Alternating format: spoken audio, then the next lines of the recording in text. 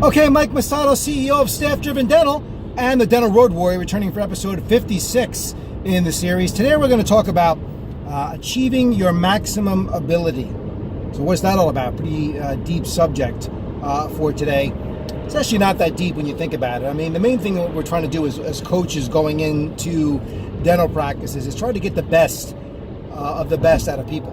That's the whole game here in coaching. So when you're looking for a coach to come into your life on a business level, a personal level, any kind of level, to coach you and support you, what are you signing up for? Well, you're signing up for someone to come into your life, actually, and we talked about confronting things before, but we also talked about achieving maximum potential through all the training you get. And today I want to kind of get into break down the parts of that, and how do we go through this process of increasing your ability to get better at what you do and who you are throughout the course of any given day, and achieving, again, the maximum potential of your practice. And again, it starts and ends with you. So we'll talk a little bit about ability. The great coach Lou Holtz once said, ability is what you're capable of doing, motivation determines what you do, and attitude determines how well you do it.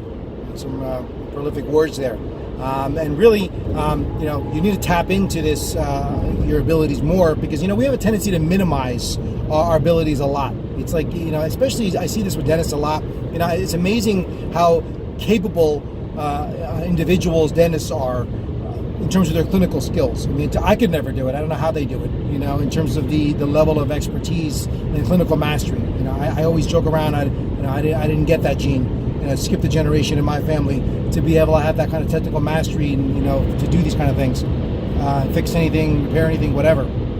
But, for dentists, they go through all the schooling, and I can only imagine if you entered school with the idea, with so much doubt in your own abilities going in. I mean, is you really going to dental school thinking, if someone asked you the question, hey, you're heading into dental school, how do you think you're going to do? Well, I think I'll do okay. Maybe. We'll see what happens. I hope so.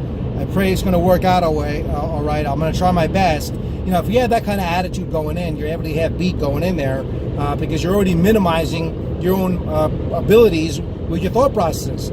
So a lot of it's your own head that holds us back. You can be a successful business person too. You don't have to just be a successful clinician. There are many elements to becoming a successful business person. It's not that complicated. Comparatively, really, if you think about what you went through and all the training, all the schooling and academics to become the clinical master of your skills, we talk about the thousands of hours of training and development you did to become a dentist.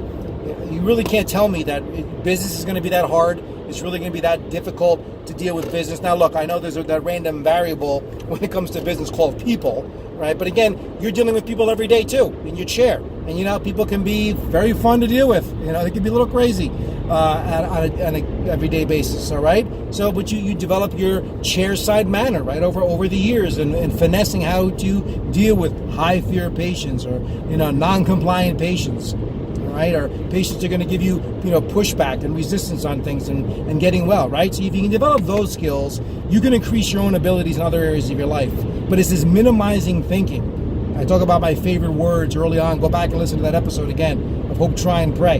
Got to get that out of your vocabulary. You're not going to get anywhere in life and maximizing your ability, walking around hoping, trying, and praying that things are going to get better, or that you're going to be successful.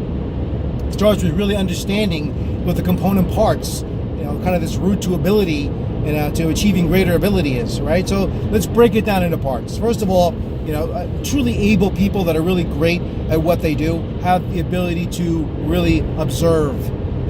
They can actually see situations and problems and what's going on in their practice and their life around them. They're not blind to it. They can actually, they can, like I said, observe the situation, see what's happening, recognizing it for what it is, right, and taking it from there. But the ability to observe, and really look around, see what's going on with your practice. Because eventually what happens is, if you don't want to look, you want to confront things about your practice that are non-optimal, what happens, you become blind to it over time.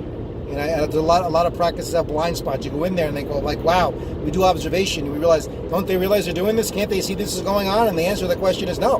Because at one time they may have realized that, but over time, because they've let it go for so long and not done anything about it for so long, and they don't want to look anymore, they don't want to deal with it anymore, they become blind to it. Okay, so observation is a key thing. Being able to observe situations and problems in your practice, your people, your financial situation. We never want to look at numbers. Talked about stats last episode, not observing, looking at those.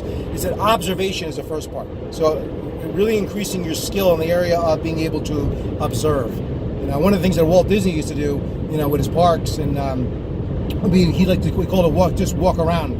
He basically would walk around and observe what was going on with his people, and he made a lot of conclusions just because he can look.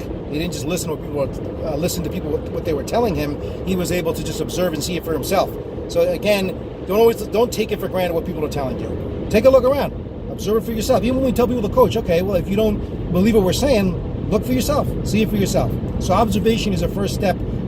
Increasing your ability to observe and look at things as they are is one of the first steps on your way to increasing your ability. So now once you observe, what did you realize when you observe? Realization comes next. The realization is something that became real for you that wasn't real before. Like the light bulb goes off and you go, oh wow, I just realized something about my practice, about myself, about the way I'm being, about the way my front desk is, about my hygienist, about whatever, and you have a realization about that. Okay, so that's great. So people have realization all the time. It's just that we have the realizations and we stop there. You go, well, that was nice. That was a nice realization you gave me, or I got. You gave me through your coaching, or I got on my own. That's great. And then just go back to life as usual in practice. All right. So that doesn't work that way. You just can't have realizations and do nothing with them. So if you realize something, now what? What's the next step after realizations occur about yourself and your practice? Like I realized, I used to train people. I need to get in better shape. How many times have you had that realization? When it comes to your own health and fit, I need to get in better shape, and then we do nothing. After we have that realization, I need to change my diet. I need to change my take better care of myself. Take better care of my own dentistry. How about that? Spend some time in my chair. We have these realizations all the time, and then we don't follow through. What happens after realization? Truly able people, once they have realizations, you know what they do? They get in action. They make a decision first, and then they get in action. So you have to make decisions once you have these realizations. Okay, I realized some things. Now I'm going to decide some things. I'm going to decide to change, decide to improve, decide to go in a different direction, whatever. Decision comes next after this realization. So once you've made the decisions, after you decide, now what? Time to get in action. And what's missing really is the decision and action process here. Once we have realizations, you got to decide and then get in action. Do something. Something's always better than nothing. I always say the worst thing you can do is nothing. Do something. Get out there, get in action, make changes to your practice in your life. Don't let it sit there, right? And again, then when you'll find out, because you talk about what the quote I opened with here. The more you get in action, guess what? The more motivated you become, right? Which is great. Because motivation, follows the action. So the more and more motivated, more action we're in, the more motivated we get. Oh, we're hitting goals now. Great. Things are changing positively. Things are going good now in our practice. Fantastic. All right. Because now we are in action. All right. And over the course of it, and that when it comes to you have to spend some time in action when it comes to your business, the business of your dental practice. It just can't be, go to work every day, flip on the switch, and do our routine and just start treating patients. Or looking at what's in the schedule.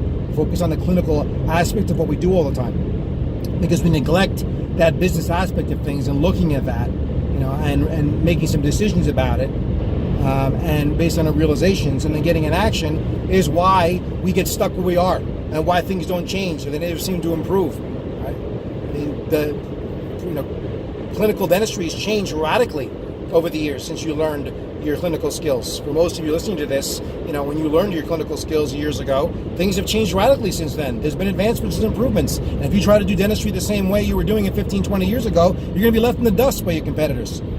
Right? So the same thing goes with the business of dentistry. Not the same anymore. Even my own company around 2007, 2008, when the economic crash happened, if I didn't change up my model, where would I be today? I had to change it all up. Because even the consulting business and the aspect of coaching people on business, and it radically changes. And just like the information that we, coach our clients on, that's always an ever-changing thing. We're always changing what worked a few years ago, maybe it doesn't work today. And we have to be able to look at that, observe it, make some decisions, and get in action and go in different directions. Okay? So that really is the way to increase your ability. Observation, realization, decision, action. Right? That's kind of the flow it's got to go through. And then once that happens, another great quote, I talked about sharing quotes from time to time. I love this one by Confucius. He said, ability will never catch up with the demand for it. So think about that. See, the world needs able people, able dentists. Think about how many dentists there are many more bad dentists than good. Unfortunately, probably. There are marginal dentists or average dentists than superior dentists. Right? To become a superior dentist and superior clinician, superior business person dentistry, those are few and far between. You know what? The demand will always be there for dentists, people like that in the world. All right? So again, don't settle for mediocrity, and just going through the motions. Strive for a higher thing. The world is full of, like I said, amateurs. Don't be an amateur. Okay? Be a professional at everything you do. And particularly when it comes to not just your little clinical skills, but also running your practice. Because again, if you don't want to make yourself professional at that, it affects everything else in your practice. It's a trickle-down effect. It affects everything when you don't want to look at that and you don't want to get more able with it. All right? So hope this was useful. Hope it was helpful. Hope you want to share it now because you enjoyed watching it so much with a colleague or a friend. And thanks for watching.